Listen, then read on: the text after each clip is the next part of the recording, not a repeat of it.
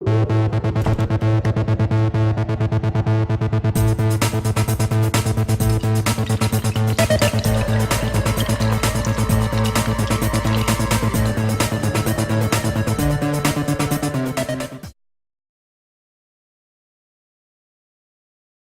l'amour. L'amour est une énergie au-delà des simples émotions. Sigmund Freud, le père de la psychanalyse, lui donna le nom de libido. Il croyait qu'un blocage de cette énergie était à l'origine des problèmes psychologiques. Pour guérir ces problèmes, il fallait libérer cette énergie. Plus tard, parce qu'il réalisa que la société de l'époque où il vivait ne pouvait pas accepter les implications que ça supposait, il modifia son concept de la libido pour simplement l'assimiler au désir.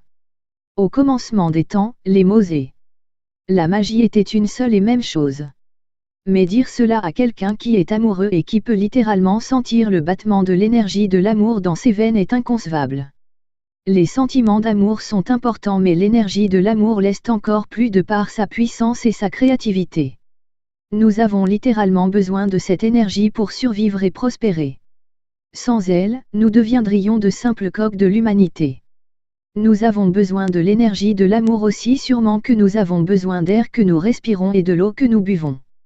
Et si nous ne l'avons pas, nous ferons tout pour l'obtenir, y compris des rites de magie et des sorts d'envoûtement d'amour.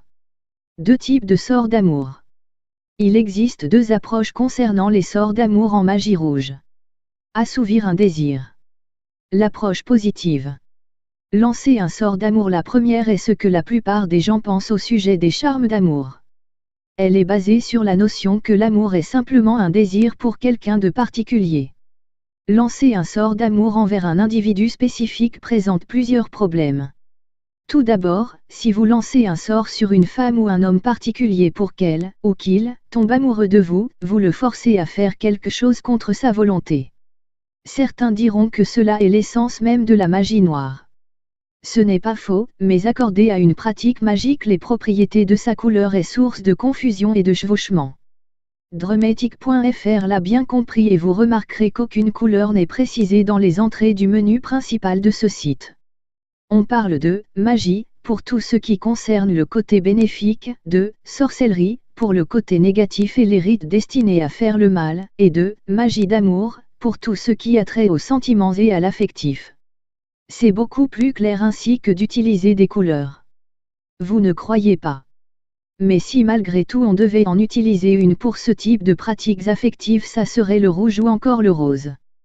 Pour en revenir à notre sujet, oui, il est vrai que nous ne devrions pas forcer quelqu'un à faire des choses contre sa volonté. Mais la vérité est que nous manipulons les gens tout le temps, tous les jours. Et en y réfléchissant bien, l'amour n'est pas foncièrement quelque chose de négatif. On va peut-être forcer quelqu'un à faire quelque chose qu'il ne désire pas, mais c'est pour son bien et le nôtre en même temps. La vérité, ce n'est pas que les sorts coercitifs sont de la sorcellerie, mais que ces sorts sont autodestructeurs. Si le sort fonctionne, vous saurez toujours que la seule raison qui fait que personne prétend vous aimer est entièrement due à ce sort. Ce n'est pas le véritable amour que vous attendez. Il n'y a pas de vraies émotions. Ce n'est pas l'énergie réelle de l'amour. Ce n'est qu'un mirage, une illusion.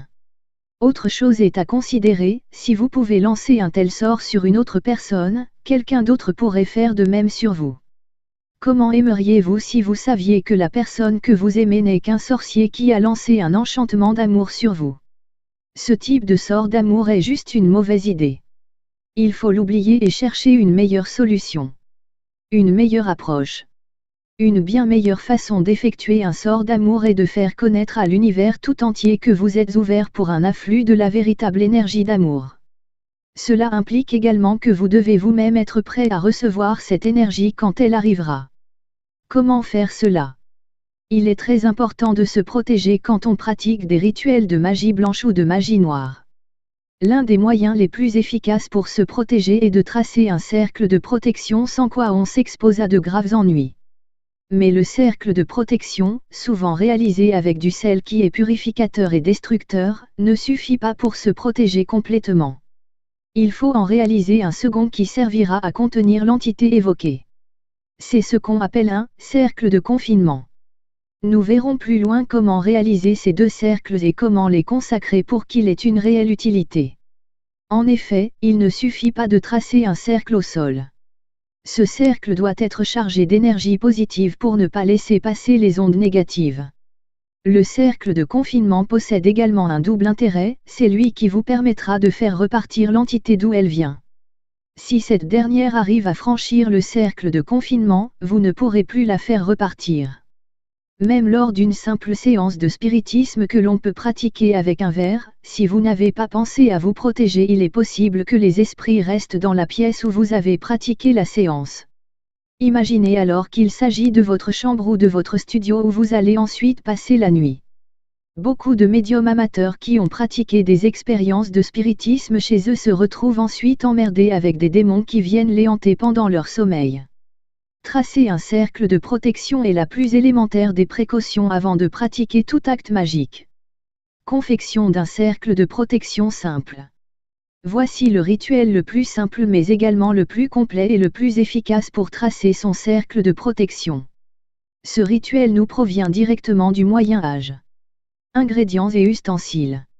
Une boussole, si vous ne savez pas où se trouvent exactement les points cardinaux. 1 kg de gros sel de cuisine. De l'encens d'oliban. Une soucoupe. Une bougie blanche. Une allumette ou un briquet. Un petit bol d'eau qui peut provenir du robinet. Un demi-verre de farine de blé.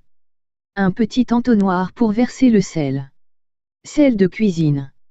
N'utilisez pas du sel fin mais de préférence du gros sel. Un rituel de magie commence toujours par la formation d'un premier cercle de protection. C'est le sel qui va nous servir en premier lieu pour délimiter le périmètre du cercle.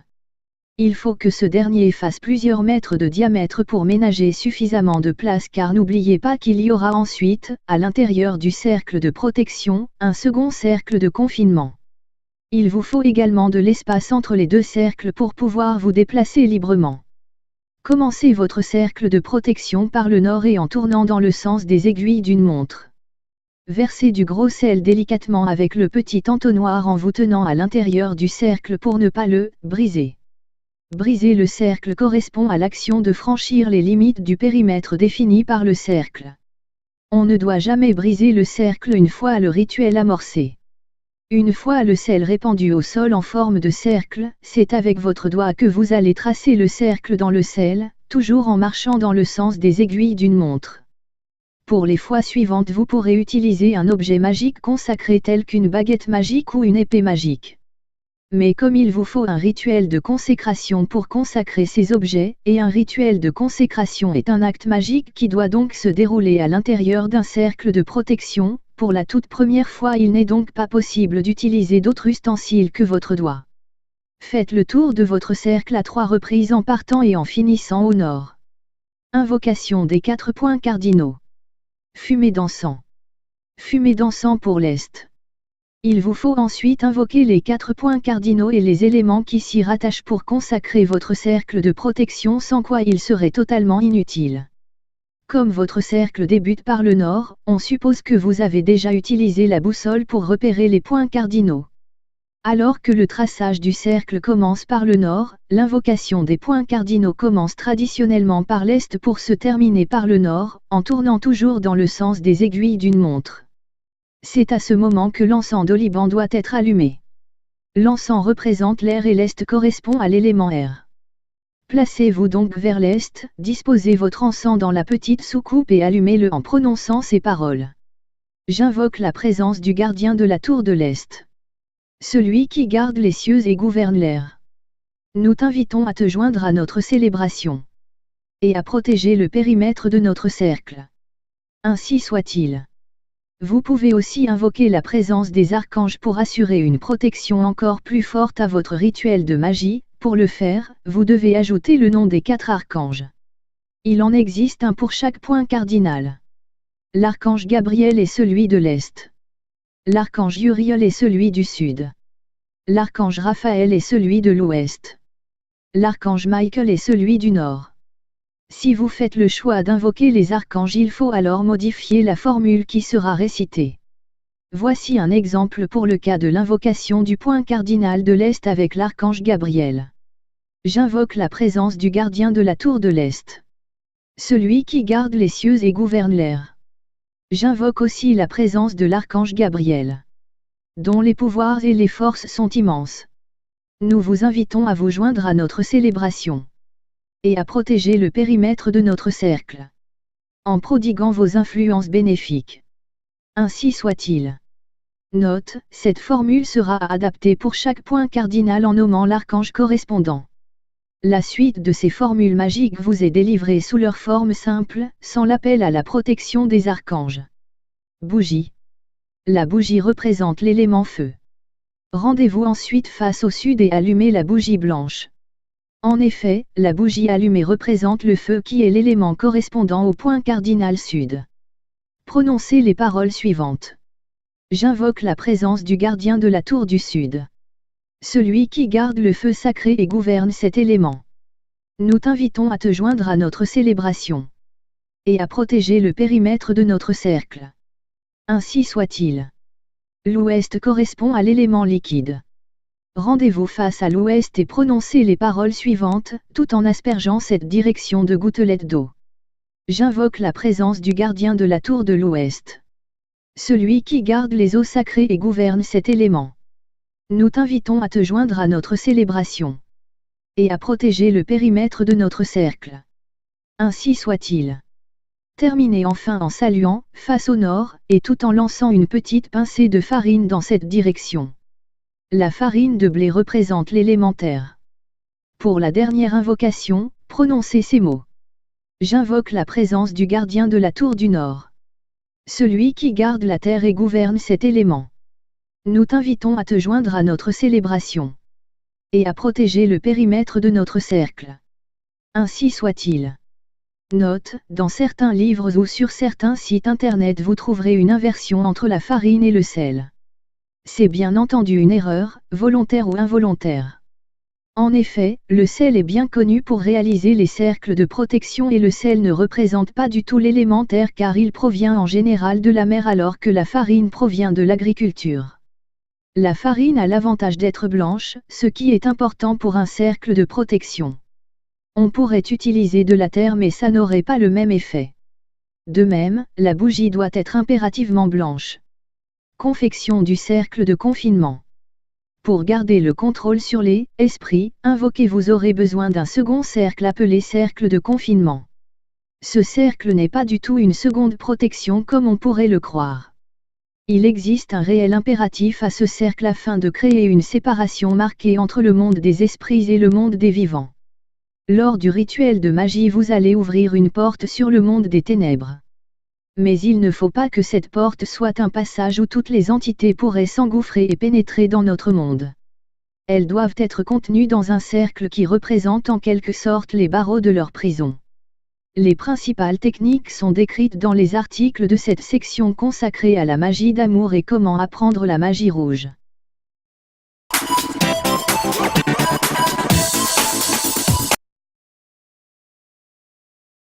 Bonjour à tous et à toutes et n'oubliez pas de partager la vidéo et de vous abonner afin de soutenir ma chaîne. Attention, chaque rituel est à faire avec prudence. Sorcière Mina. Aujourd'hui je vais vous expliquer comment faire une revenir à l'être aimé. Ce petit rituel est très facile. Le jour de préférence le mardi, un soir de pleine lune. Pour cela vous aurez besoin d'une noix de coco, une bougie blanche, sel marin, sucre cristallisé, un peu de vrai miel, une feuille de sauge, de l'eau bénite, un petit papier ainsi qu'un bic rouge. Voici la réalisation. Sur une table nettoyée et dans un endroit calme. Placez une noix de coco bien mûre, les 3 trous du coco mûr face à vous. Versez-le au maître. Dans le premier trou un peu de sel, dans le second trou un peu de sucre. Prendre un petit papier et écrivez le nom de l'être aimé. Puis écrivez ensuite votre propre nom sur son nom et pliez la feuille. Place dans le troisième trou avec la feuille de sauge, versez un peu de miel. Enfin allumez la bougie, faites couler la cire pour fermer les 3 trous. Allez enterrer l'ensemble au bord d'une rivière ou la mer, enfin où il y a du courant, qu'à l'eau passe. Dans quelques jours l'être aimé vous reviendra. Si ce rituel ne marche pas d'une première fois, recommencez le jusqu'à abstention de votre rituel. Sur une table nettoyée et dans un endroit calme. Placez une noix de coco bien mûre, les 3 trous du coco mûr face à vous. Versez-le au maître. Dans le premier trou un peu de sel, dans le second trou un peu de sucre. Prendre un petit papier et écrivez le nom de l'être aimé. Puis écriez ensuite votre propre nom sur son nom et pliez la feuille place dans le troisième trou avec la feuille de sauge, versez un peu de miel. Enfin allumez la bougie, faites couler la cire pour fermer les 3 trous. Allez enterrer l'ensemble au bord d'une rivière ou la mer enfin où il y a du courant que l'eau passe. Dans quelques jours l'être aimé vous reviendra. Si ce rituel ne marche pas d'une première fois, recommencez le jusqu'à abstention de votre rituel.